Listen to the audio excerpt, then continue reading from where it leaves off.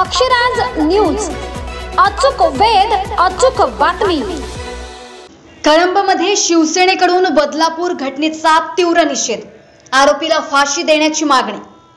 बदलापूर येथील 2 चिमुकल्यांवर झालेल्या अत्याचार प्रकरणाचे राज्यात तीव्र पडसाद उमटत असताना धाराशिव जिल्ह्यातील कळंबमध्ये ही शिवसेना उद्धव बाळासाहेब ठाकरे गटाकडून रस्त्यावर उतरून तीव्र विरोध व्यक्त करत याला जबाबदार असलेल्या आरोपीला तात्काळ फाशी देण्याची मागणी केली आहे।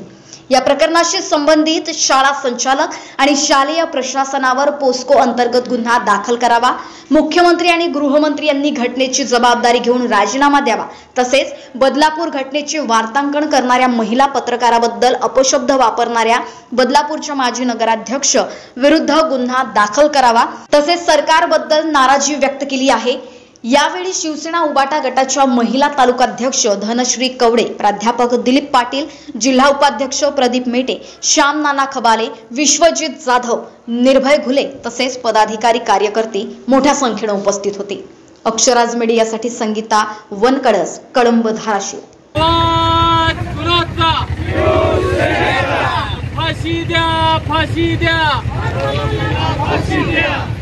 या शिंदे सरकारचं करायचं काय? या शिंदे सरकारचं करायचं काय?